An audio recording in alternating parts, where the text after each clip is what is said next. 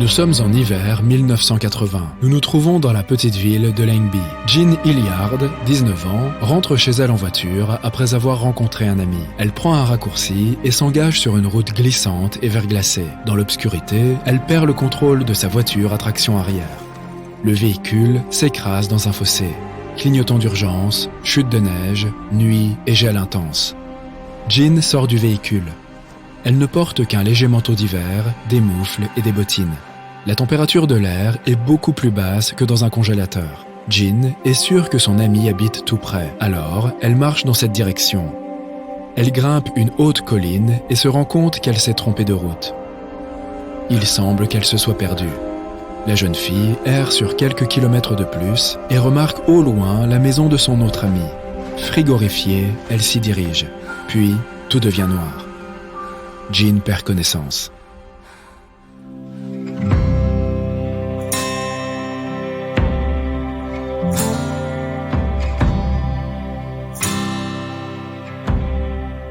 Le lendemain matin, un éleveur du nom de Wally Nelson se réveille de bonne humeur. C'est la saison des fêtes. Dehors, la nature ressemble à un conte de fées hivernal. Il sort de chez lui et remarque le corps de Jean Hilliard gisant à quelques mètres de son porche. Wally s'approche de la jeune fille, la secoue et est horrifié. Son corps est raide et froid comme du bois gelé. Ses yeux sont ouverts et ne bougent pas. Ses cheveux sont congelés. Elle n'a pas l'air vivante. Mais Wally voit qu'elle respire encore. Jean a réussi à survivre. Wally veut la mettre dans sa voiture pour l'emmener chez le médecin. Mais le corps de la fille ne se courbe pas et ne peut pas entrer dans la voiture. Il a l'impression de porter une statue. Il prend une voiture plus grande et se précipite à l'hôpital le plus vite possible. Les médecins prennent Jean en charge, mais ils pensent qu'elle n'a aucune chance de s'en sortir. Sa main est si gelée et si dure qu'aucune aiguille ne peut la pénétrer. Une température basse, des yeux vitreux et des muscles rigides comme la pierre sont les effets de ce mode d'urgence. Son corps a dirigé tout le sang vers les organes vitaux pour assurer leur fonctionnement. C'est pourquoi d'autres parties de son corps semblent sans vie et sa peau et ses muscles ne réagissent à rien. Les médecins décident de mettre des coussins chauffants sur la jeune fille pour la réchauffer. La famille espère qu'elle se rétablira. Mais pour l'instant, tout ce qu'ils peuvent faire, c'est attendre. Les engelures sont très dangereuses, car tous ces fluides gelés commencent à se dilater. Remplissez une petite bouteille d'eau et mettez-la dans un congélateur pendant quelques heures. Sortez-la ensuite et vous verrez que la bouteille semble s'être dilatée, voire s'être fissurée, en raison de l'augmentation du volume de liquide. La même chose se produit à l'intérieur de notre corps. Nous sommes constitués de près de 70% d'eau. Lorsqu'elle gèle, ces particules se transforment en cristaux de glace et déchirent les membranes cellulaires. Les fragments de glace peuvent s'étirer et détruire les tissus. C'est ce qu'on appelle des gelures. En outre, notre corps peut ralentir tous ces processus internes dans des conditions de froid extrême, afin d'économiser ses forces et son énergie. Le cœur produit moins de battements et les poumons cessent de consommer autant d'oxygène. Le métabolisme ralentit.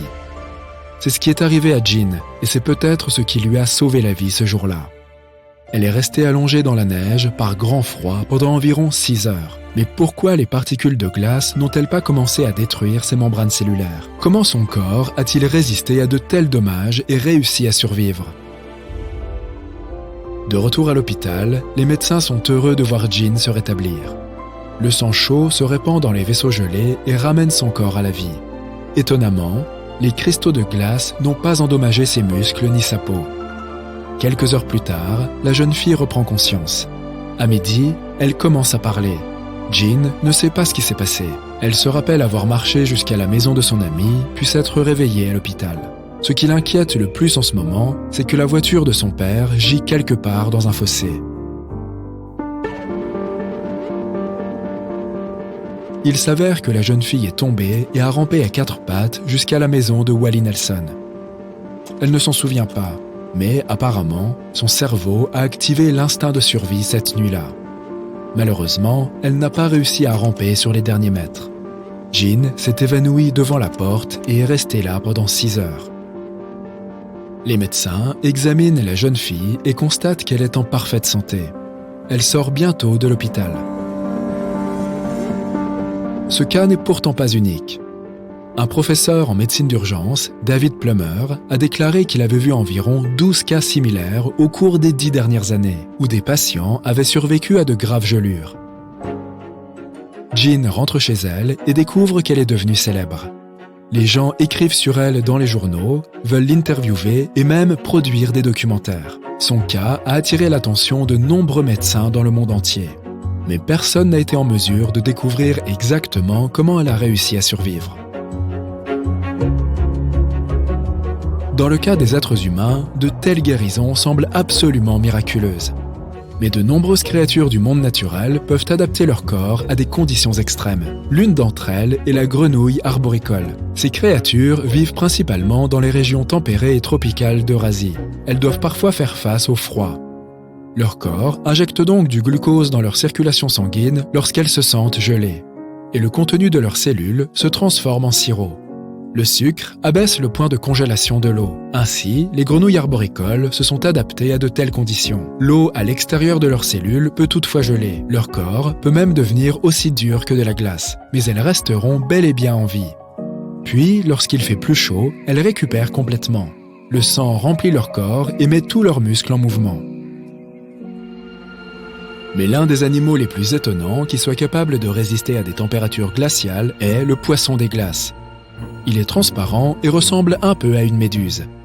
Il nage dans les eaux sombres et froides de l'Antarctique. Le poisson des glaces s'y sent bien, grâce à l'antigel contenu dans son sang.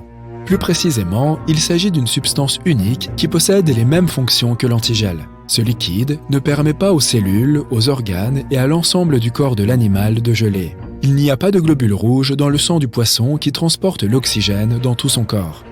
C'est le seul vertébré à posséder un tel pouvoir.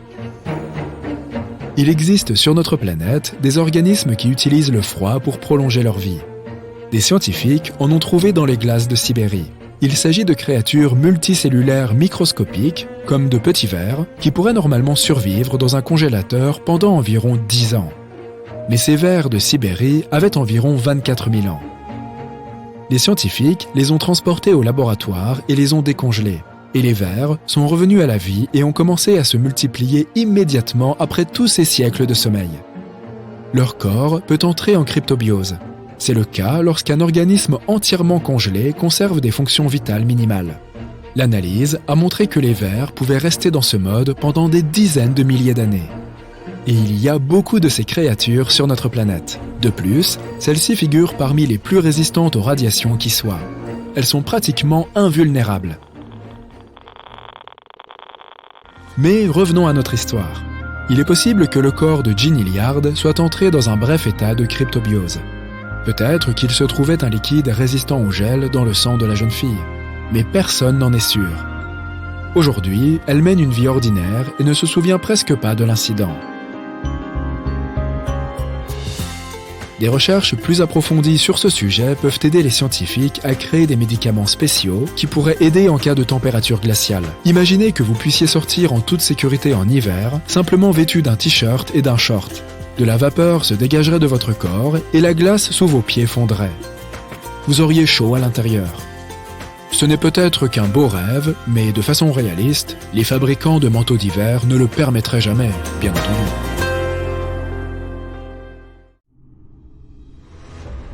Un être humain peut survivre jusqu'à 2 mois sans nourriture, quelques jours sans eau et 69 jours enfermé sous terre. C'est du moins ce qu'ont réussi à faire 33 mineurs au Chili. Le 5 août 2000 a commencé comme une journée de travail ordinaire dans les profondeurs de la Terre. Les mineurs poursuivaient leur activité, cherchant du cuivre, de l'or et d'autres minéraux. Certains d'entre eux travaillaient à près de 762 mètres sous terre. Un autre groupe se reposait dans le refuge, une pièce creusée dans la roche pour permettre aux mineurs de se détendre et de respirer un peu d'air frais pompé depuis la surface. Ils attendaient qu'une camionnette les conduise jusqu'en haut pour le déjeuner. Vers 14 heures, ils ont ressenti des vibrations massives. Il s'en est suivi une énorme détonation. Tout ce qui se trouvait autour a commencé à trembler. La poussière a envahi l'air et le passage s'est effondré, emprisonnant les hommes à l'intérieur. Lorsque le bruit s'est estompé, les mineurs ont décidé de remonter à la surface depuis le refuge. Leur chef d'équipe et d'autres se sont joints à eux, déterminés à sauver chaque membre de l'équipe. Dans les profondeurs, 2 mineurs étaient en train de charger des roches dans un camion lorsqu'ils ont ressenti une poussée de pression. Ils pensaient que ce n'était rien d'extraordinaire jusqu'à ce que la poussière devienne si épaisse qu'ils ne pouvaient plus rien voir. Conduisant à l'aveuglette, ils ont failli heurter leur chef d'équipe, qui leur faisait signe de s'arrêter. Une fois le camion rempli d'hommes terrifiés, ils se sont lancés dans un voyage périlleux vers la surface. Le camion peinait sous le poids de ses passagers, mais il continuait à avancer. Ils rencontrèrent d'autres travailleurs, qui s'entassèrent dans le camion comme des sardines. D'obstacle en obstacle, ils progressèrent vers la surface, jusqu'à ce qu'ils se sont heurtés à un énorme rocher pesant environ 700 000 tonnes et aussi haut qu'un immeuble de 45 étages. Ils ont envoyé le plus petit des mineurs pour voir s'il y avait un espoir de se faufiler à côté du rocher. Avec une lampe à la main, il n'a réussi qu'à ramper sur 3 mètres et a dit à tous les autres qu'il n'y avait aucune chance d'aller plus loin. Certains des mineurs les plus âgés avaient déjà été piégés au travail, mais il s'agissait généralement de rochers qu'un bulldozer pouvait dégager en quelques heures. Cette fois-ci, c'était différent. Les mineurs n'avaient pas l'intention d'abandonner. Ils se sont donc séparés et un groupe a cherché des puits qui permettraient à l'air, à l'eau et à l'électricité de circuler dans la mine. Ces puits sont supposés avoir des échelles pour servir de salle d'évasion. Ils ont réussi à trouver une cheminée avec une échelle. L'un des mineurs a grimpé, respirant la poussière et s'accrochant aux parois glissantes. La cheminée l'a conduit au même mur rocheux que celui qu'ils avaient revu auparavant. Cela ne signifiait qu'une chose, il n'y avait vraiment pas d'issue. Ils ont dû annoncer la triste nouvelle au reste des mineurs qui sont retournés au refuge. Il y avait assez de snacks pour nourrir 33 personnes pendant plusieurs jours. Quelqu'un s'est emparé des encas, sans réaliser encore qu'il risquait d'être bloqué là pendant des jours, voire des semaines. Des boîtes de pêche, de petits pois et de thon, 23 litres de lait concentré et 93 paquets de biscuits. C'est tout ce qu'ils avaient. La seule chose dont ils n'auraient pas à se soucier, c'est l'eau. Il y en avait plus qu'assez dans les réservoirs voisins qui maintenaient les moteurs au frais. Toutes les connexions avec le monde extérieur, l'électricité, le système d'interphone, l'eau et l'air comprimé, ont été coupées. Les hommes qui travaillèrent au-dessus du sol en ce jour fatidique ont également entendu les explosions et vu le nuage de poussière devant l'entrée principale. Pendant que les mineurs s'installaient pour la première nuit dans le refuge, l'équipe d'urgence locale essayait de faire tout ce qui était en son pouvoir pour sauver tout le monde. Une équipe est descendue en camionnette jusqu'à ce qu'elle se heurte à la masse rocheuse grise à environ 457 mètres d'altitude. Une autre équipe a tenté de descendre dans les cheminées à l'aide de cordes et de poulies, mais elle s'est heurtée à des obstacles à chaque niveau. Le superviseur de l'équipe a enlevé son casque blanc distinctif pour montrer que tous les travailleurs étaient désormais égaux. Comme les mineurs s'en souviendront plus tard, c'était un geste inspirant pour eux. Le 7 août, un nouvel effondrement a bloqué les puits de ventilation. Le lendemain, les sauveteurs ont commencé à forer des trous et ont envoyé des sondes d'écoute pour voir s'il y avait des signes de vie au fond, sans résultat. Les cartes de la mine sont obsolètes, ce qui compliquait les recherches. Dans les profondeurs, les mineurs tentaient de garder le moral en parlant, en plaisantant et en se racontant des histoires. Leur téléphone n'émettait pas de signal, mais ils pouvaient toujours les utiliser comme des caméras pour enregistrer des vidéos sur leur survie sous terre. Leur métabolisme ralentissait, et même les plus actifs d'entre eux dormaient plus longtemps que d'habitude et faisaient des cauchemars effrayants. Leurs pensées devenaient floues. Ils ont passé 17 jours sans aucun contact avec le monde extérieur, ne mangeant qu'une fois tous les 2 jours. Certains mineurs ont commencé à avoir des problèmes de santé. Le 22 août, l'une des 30 sondes envoyées dans la mine a détecté des écoutes. Elle est revenue avec une note disant « Les 33 d'entre nous vont bien dans l'abri ». Rapidement, les secouristes ont réussi à acheminer de la nourriture, de l'eau, des lettres, des premiers soins et d'autres produits de première nécessité par l'étroit trou de forage.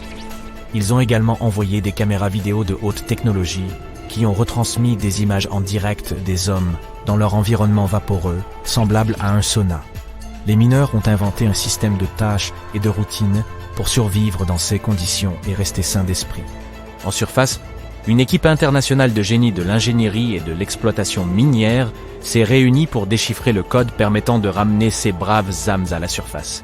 Ils ont pensé à percer un tunnel d'évacuation et à descendre une capsule à l'intérieur de la mine, suffisamment grande pour accueillir une personne à la fois.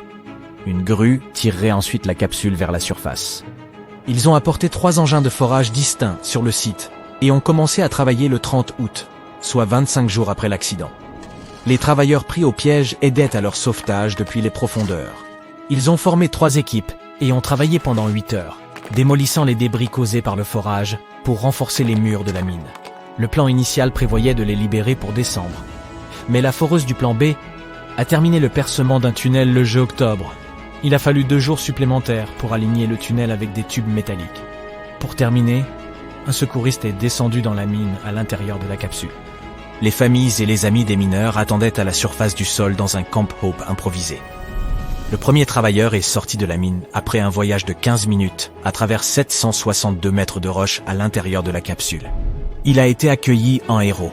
L'un après l'autre, ils ont tous réussi à s'échapper du refuge. Des millions de personnes à travers le monde ont suivi le sauvetage en direct à la télévision. Le sauvetage a duré moins d'1 journée au lieu des 48 heures prévues. Les 33 mineurs, âgés de 19 à 63 ans, ont été sauvés et sont pour la plupart en bonne santé. Ils ont tous dû porter des lunettes noires pour aider leurs yeux à s'adapter au soleil après être restés si longtemps dans un espace sans lumière. L'un des derniers mineurs à être remonté à la surface était Franklin Lobos, un ancien joueur de football professionnel. Pendant qu'il était en bas, des équipes du monde entier ont signé des maillots pour lui. Franklin a reçu ce cadeau de bienvenue et un ballon de football. Il a déclaré que ce match avait été le plus difficile de toute sa vie. Les 33 incroyables ont été couverts d'amour et d'éloges. On leur a garanti 6 mois de soins de santé de premier ordre. Ils ont voyagé vers des destinations internationales pour donner des conférences de motivation, se produire en public et découvrir des sites célèbres. Une parade a même été organisée à Walt Disney World, en Floride, en l'honneur des mineurs. Le film 33, basé sur leur histoire, est sorti en 2015, avec Antonio Banderas dans le rôle du mineur qui filmait quotidiennement des vidéos pour assurer au public qu'ils allaient bien. Cette histoire, que beaucoup considèrent comme un véritable miracle, est entrée dans l'histoire et dans le livre Guinness des records comme celle de la plus longue période de survie sous terre. Tu veux entendre quelque chose de choquant ? Dans une prise électrique ordinaire, comme celle que tu utilises pour charger ton téléphone, la tension est de 220 volts. Une ligne électrique à haute tension qui fournit de l'électricité à des dizaines de bâtiments a une tension de 100 000 volts. La tension d'un coup de foudre est de plus de 10 millions de volts. Et la température de l'éclair est presque 2 fois supérieure à celle de la surface du Soleil. Et cette charge incroyable vole à une vitesse à peine 2 fois et demie plus lente que la vitesse de la lumière. Alors, imagine ce qui peut arriver si tu es frappé par la foudre. Voici quelques éléments pour te donner une idée. La décharge traverse ton corps en 1/100 de seconde. L'éclair peut arrêter ton cœur et perturber tout ton système nerveux. Au début, tu ne te rendras peut-être même pas compte de ce qui s'est passé. Tu perdras peut-être connaissance et ton corps sera en état de choc. Chaque jour, il y a plusieurs millions d'impacts de foudre dans le monde. Heureusement, tu as assez peu de chances d'être frappé par l'un d'eux. La probabilité que la foudre te frappe est d'environ 1 sur 15 300. Toutefois, environ 20 000 personnes sont frappées par la foudre chaque année. Les chances que la foudre te frappe 2 fois sont encore plus faibles. Et quelles sont les chances que tu sois frappé par la foudre 7 fois au cours de ta vie ? Cela semble impossible, mais un homme en a pourtant fait l'expérience.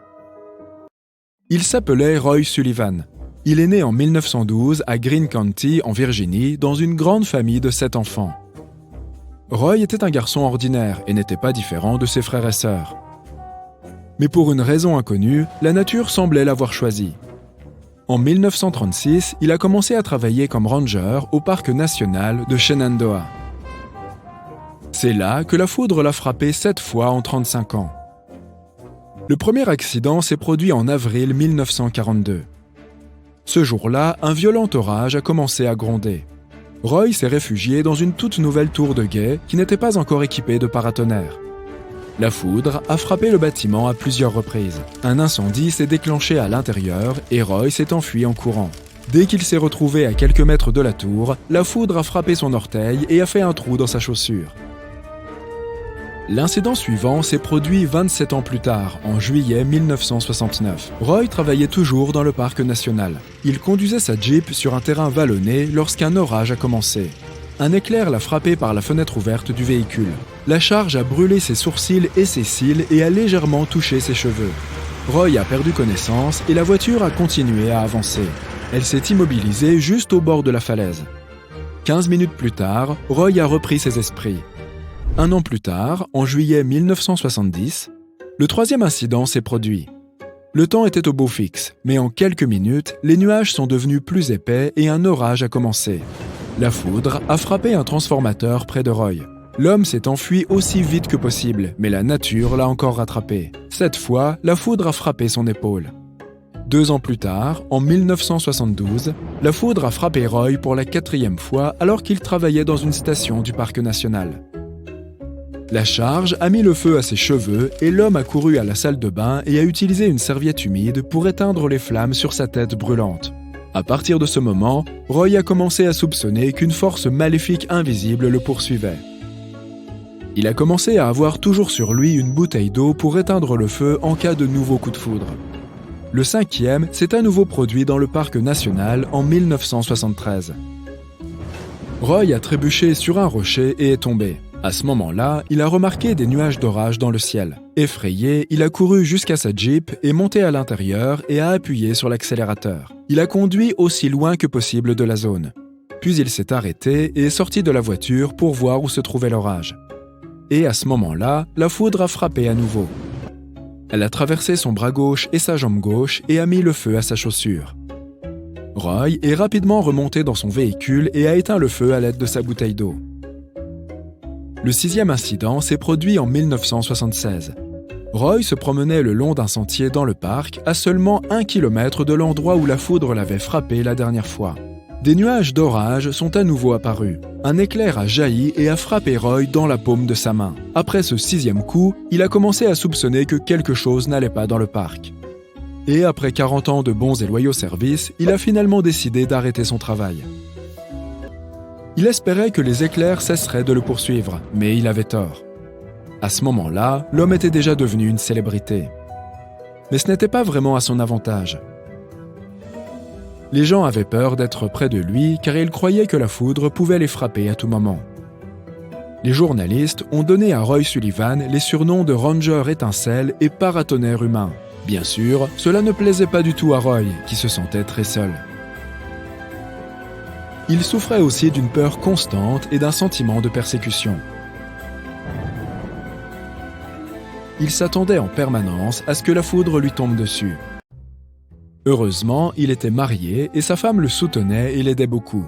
Après avoir quitté son emploi, Roy a décidé de déménager avec sa femme dans la petite ville de Dooms en Virginie. Sachant que Doom signifie malédiction en anglais, ce n'était peut-être pas la meilleure idée. Une année s'est écoulée sans nouvel accident. Puis, le 25 juin 1977, la foudre a de nouveau frappé Roy. Il était allé pêcher à l'étang tôt le matin. La pêche était bonne, mais le ciel était couvert. Roy a immédiatement senti qu'il y avait de l'électricité dans l'air. Il y avait une odeur de soufre et les poils de ses bras se sont hérissés. Tout son corps était tendu. La foudre a frappé Roy à la tête, traversant sa poitrine et son estomac. L'homme a couru jusqu'à sa voiture pour se mettre à l'abri. À ce moment-là, un ours affamé est sorti de la forêt. Il s'est approché du seau de Roy, plein de truites qu'il avait attrapées. Roy a couru hors du véhicule avec ses cheveux encore tout fumants pour chasser l'animal. Après le 7e coup de foudre, il a perdu l'ouïe de son oreille gauche et a réalisé qu'il ne pouvait se cacher de la foudre nulle part. Sa femme avait peur d'être avec lui dehors pendant un orage. Un jour, alors qu'elle étendait du linge dans le jardin, Roy est sorti de la maison pour l'aider. Quelques minutes plus tard, la foudre a frappé sa femme. Heureusement, elle n'a pas été gravement blessée. Après cela, en plus de la peur et de la solitude, il a ressenti de la culpabilité. Bien sûr, de nombreux médecins et scientifiques ont essayé d'aider Roy, mais personne n'a réussi à trouver la raison de cet étrange phénomène.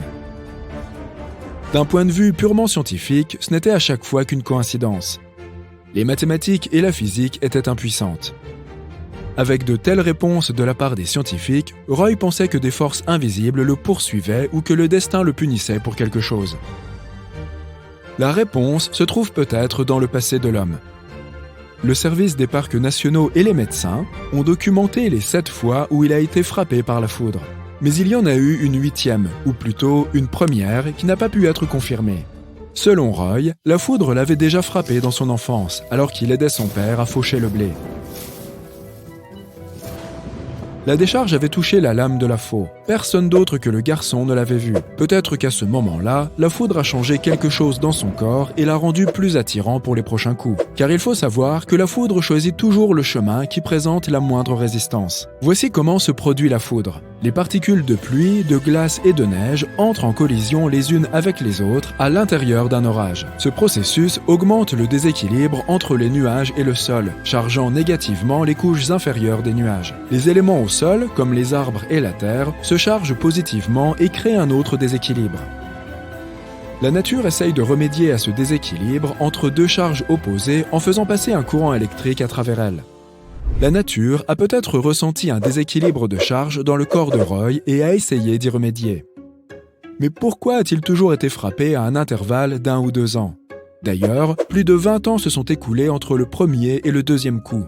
Les scientifiques ne savent toujours pas expliquer ce qui lui est arrivé. Peut-être que Roy était simplement un homme attirant. Comme on pouvait s'en douter, Roy Sullivan a été inscrit dans le livre Guinness des records comme la personne la plus souvent frappée par la foudre dans le monde.